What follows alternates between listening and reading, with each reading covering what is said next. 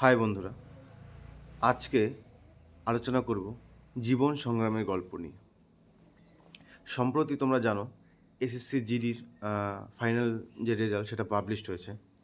তো সেখানে আমার পরিচিত এবং আমার কাছে পড়েছিল, স্টুডেন্ট বলবো না, শিক্ষার্থী বা চাকরি প্রার্থী 3 জন এবার এসএসসি জিডিতে সিলেক্ট হয়েছে। তার মধ্যে একজন ছেলে এবং 2জন মেয়ে। আমি চাকরি পাওয়ার আগে যখন কোচিং সেন্টার স্টার্ট করেছিলাম ফার্স্ট 2022 সালে, তখন জিএনএম এএনএমের ব্যাচ দিয়ে স্টার্ট করেছিলাম। তো সেই ব্যাচ থেকেই ওদের সাথে পরিচয়, তখন পড়ানো শুরু। তারপর আস্তে আস্তে ওরা জিএনএম থেকে কম্পিটিটিভ এক্সামের প্রিপারেশন শুরু করে এবং সেখান থেকে এই 2-3 বছরের মধ্যে ওরা এমন একটা জায়গায় এসে পৌঁছেছে যেটা দেখে আমি নিজেই সত্যি হতবাক হয়ে গেছি। এবং এই গল্পটা না শেয়ার করলেই নয়, যেখানে প্রচুর সংগ্রাম এবং একটা মোটিভেশনের গল্প রয়েছে। তো যে 3জন পাস করেছে, একজনের নাম অনয়, এবং একজন মিস্মিতা, আরেকজন হচ্ছে অনিমা। তো মিস্মিতা আর হচ্ছে অনিমা সম্প্রতি কলেজ কমপ্লিট করলো। ওদের বয়স এখন 21। 2022-এ যখন আমি জেএনএমে ব্যাচ ওদের পড়ানো স্টার্ট করি, তখন ওদের ফার্স্ট ইয়ার কলেজের। আর অনয়ের বয়সও এরকম 25-26-এর মতো। একদম সাধারণ ঘর থেকে। এবং অনয়ের গল্প যদি বলি, মানে ছেলেটা এতটাই ছিল, মানে পড়াশোনা নিয়ে, মানে পড়াশোনাটাকে ভালোবাসতো বা পড়াশোনা করে একটা কিছু করতে হবে, যার কারণে ও দিনের একটা সময় বাড়ির কাজ করতো, বিশেষ করে তাঁতের কাজ করতো, মানে তাঁতের কাজ করে নিজের সংসার চালাতো, একটা সময় পড়াশোনা করতো। বাকি অনিমা মিশমিতারাও সাধারণ একদম গ্রামের পরিবেশ থেকে। এখন যেখানে এই বয়সে 21-22 বয়সে মেয়েরা, অনেক মেয়ে আছে যারা কেরিয়ারে কী করবে সেটাও ভেবে উঠতে পারে না, সেই বয়সে 21 বছর বয়সে দুজনেই সেন্ট্রাল ফোর্সে, স্পেশালি মেয়ে হয়ে এবং একদম প্রত্যন্ত গ্রাম থেকে উঠে এসে আজকে নিজেকে প্রতিষ্ঠিত করাটা একটা বিশাল বড় অ্যাচিভমেন্ট। অনয় বর্তমানে সিআরপিএফে এবং মিশমিতার অনিমা দুজনেই সিআইএসএফে সিলেক্টেড হয়েছে। এই গত 13 ডিসেম্বর শুক্রবার রাতেরই ঘটনা। রাত তখন 2টো বাজে। হঠাৎ করে রাত 2টোর সময় ফোন। তো স্বাভাবিকভাবে এত রাতে যদি কোনো ফোন আসে, কোনো ইমার্জেন্সি হতে পারে এরকম ভেবে আমি ফোনটা ওঠাই। তো ওই পাশ থেকে অনয়ের গলা, যে দাদা আমি সিলেক্ট হয়েছি। আমি অ্যাকচুয়ালি বুঝতে পারিনি কে ফোন করছে। আমি জিজ্ঞাসা করি কে, বলে অনয়। বললাম কিসে সিলেক্ট হয়েছে, বললো এসএসসি জিডিতে। তো কয়েক মাস থেকে অনয়ের সাথে কোনো সম্পর্ক নেই। অনয় বলছিল যে এই জন্য যোগাযোগ রাখছিল না, যাতে ফাইনাল সিলেকশনের পরে একবার জানাতে পারে। তো যে রাত 2টোর সময়, মানে ও ভাবতেও পারিনি তখন রাত 2টো বেজেছে, এখন ফোন করা যাবে কি না, একটা এক্সাইটমেন্ট যে কাজ করে যে পেরেছে আর কি। তো আমি যখন জব পেয়েছিলাম, আমার একবার 2বার বা 3বার আমি খুশি হয়েছিলাম, 3বার জব পেয়ে। কিন্তু এই যে কাউকে পড়ানোর পরে সে যখন চাকরিটা পায়, তখন যে খুশিটা, মনে হয় সে শুধু একা জেতেনি, সে আমাকেও জিতিয়েছে। আর সত্যি বলতে অনয়ের যে সেই চাকরি পাওয়াটা শুধু অনয়ের সাকসেস নয়, এই যে ওর এলাকায়, ওর গ্রামে এখন ওকে দেখে আরও 2টো ছেলে বলবে যে না, অনদা যখন চাকরি পেয়েছে, পড়াশোনা করে তাঁতের কাজ করে বাড়িতে সব কিছু ম্যানেজ করে, তাহলে আমরাও পাবো। বা যে মা বাবাটা সাহস পাচ্ছিল না যে আমার ছেলে চাকরি পাবে কি না আজকের যুগে, বা একদম আমাদের মতো সাধারণ পরিবার থেকে, সে মা বাবাটাও কিন্তু ভরসা পাবে যে না, আমার ছেলেটা বা আমার মেয়েটাও চাকরি পাবে অনয় যখন পেয়েছে। একইভাবে মিস্মিতা আর অনিমা যখন চাকরি পেয়েছে এই 21 বছর বয়সে, একদম প্রত্যন্ত গ্রাম থেকে, তো সেখান থেকে সাধারণ পরিবার থেকে, তো ওর যে আরও পরিচিত বন্ধু বান্ধবী বা আশেপাশে ভাই বোনেরা আছে, ওরাও কিন্তু বলবে যে না, আমি বড় হয়ে অনিমাদির মতো বা আমি মিস্মিতাদির মতো হতে চাই, আমিও চাকরি পেতে চাই। সবে আই থিঙ্ক 2024-এই মনে হয় ওদের কলেজ কমপ্লিট হলো। তো কলেজ কমপ্লিট হতে হতে ওদের চাকরি হয়ে গেল। মানে ভাবা যায়, মানে অনেকে বলে না যে চাকরি নেই, হ্যাঁ চাকরির ভ্যাকান্সি কম, কিন্তু আমার মনে হয় যাদের মধ্যে অদম্য ইচ্ছে বা জেদ আছে, তাদের না আটকে রাখার ক্ষমতা কারণে।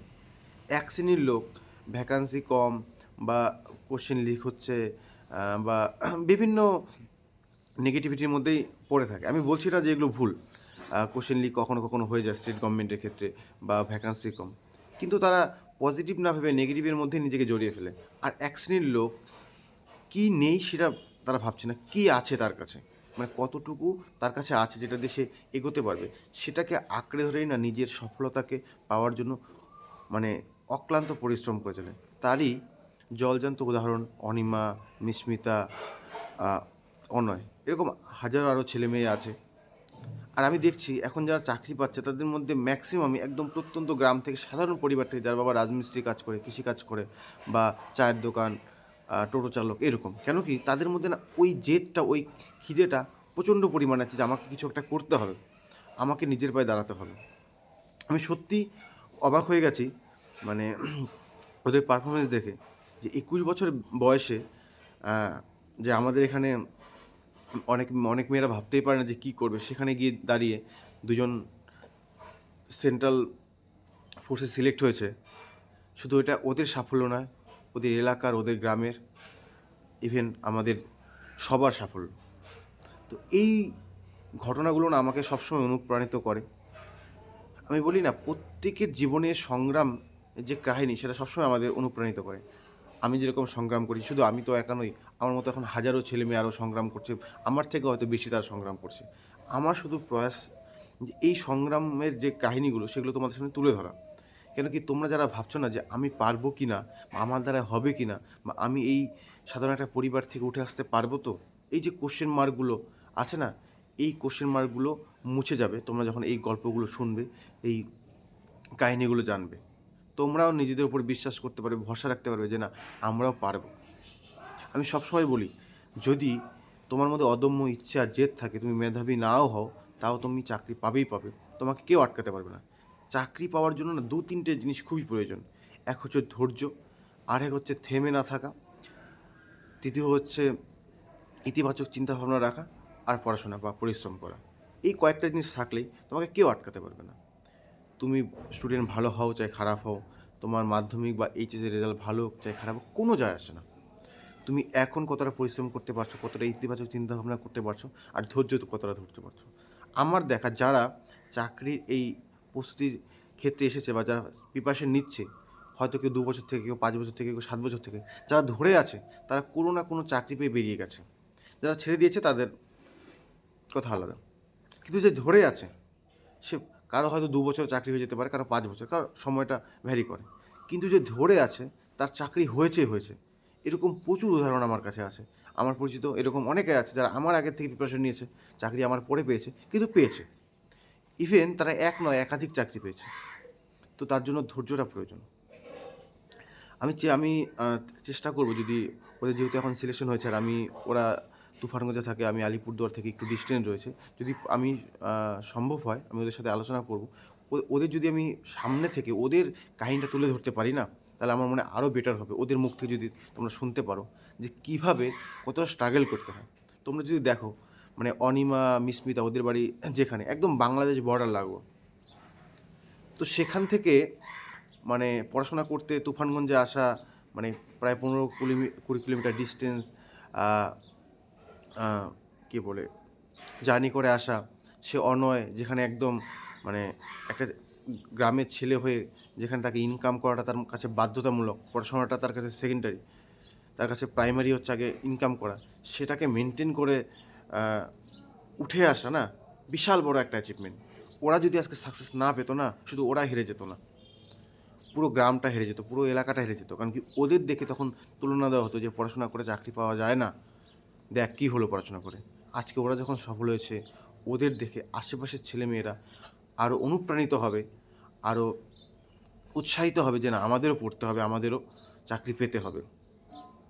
এই যে কাহিনীগুলো, এগুলো সবসময় আমাকে অনুপ্রাণিত করে। আমি মনে করি যে তোমাদেরও এগুলো অনুপ্রাণিত করবে। আমি চেষ্টা করব ওদের মুখ থেকে বা ওদের কাছ থেকে প্রত্যক্ষভাবে তোমরা এই জিনিসগুলো জানতে পারো, বুঝতে পারো। ভালো লাগে যখন এরকম গল্পগুলো বা এরকম সফলতাগুলো চোখের সামনে দেখতে পারি। স্পেশালি যাদের পড়িয়েছি, তারা যখন ফোন করে জানায় যে আমরা চাকরিটা পেয়ে গেছি, সত্যি বলতে আমার চাকরি পাওয়ার যে আনন্দটা তার থেকে কয়েক গুণ বেশি আনন্দ পাই যখন ওরা ফোন করে বলে। আমি কখনো বলি না যে ওদের চাকরি পাওয়াতে আমার অবদান রয়েছে। আমি হয়তো একটু পড়িয়েছি বা আমি একটু চেষ্টা করেছি ওদের কীভাবে মানে কীভাবে চলতে হবে গাইড করার চেষ্টা করেছি। বাকি কিন্তু চাকরি ওরা ওদের পরিশ্রম, ওদের যোগ্যতার ভিত্তিতে পেয়েছে। তো তোমাদের মধ্যেও না এরকম যোগ্যতা আছে, জাস্ট একটু ঘষে মেজে নিতে হয়, তাহলেই পাবে। আমার শুধু ইচ্ছে বা আমার উদ্দেশ্য তোমাদের সেই অনুপ্রেরণা দেওয়া বা তোমাদের একটু সাহস জোগানো যে তোমরাও পারবে। চেষ্টা করলে না সব সম্ভব। রকেট সায়েন্স নয়, চাকরি কঠিন কিন্তু অসম্ভব নয়। তো যাই হোক, এটাই তোমাদের জানানো ছিল। অ্যাকচুয়ালি এটা একটা এমন একটা অনুভূতি, আমি হয়তো শব্দেও প্রকাশ করতে পারবো না। মানে এমন একটা হচ্ছে, আমি যতদিন পড়েছি বেশ কিছুজন চাকরি পেয়েছে, তার মধ্যে এত কম বয়সে 21 বছর বয়সে কলেজ কমপ্লিট করেই চাকরি পাওয়াটা একটা দৃষ্টান্ত ওরা রেখেছে। এরকম হয়তো পশ্চিমবঙ্গের বা দেশের বিভিন্ন আরও অনেকেই পেয়েছে। তো সবার কাহিনী তো আমি জানি না, যাদেরটা জানি তাদেরটা তোমাদের কাছে শেয়ার করলাম। চেষ্টা করব ওদের মুখ থেকে তোমাদের কাছে সামনে তুলে ধরার বিষয়টা। তো ভালো থাকো, পড়তে থাকো, আর নিজের ওপর বিশ্বাস রাখো, তোমরা পারবে। দেখা হচ্ছে পরের ভিডিওতে।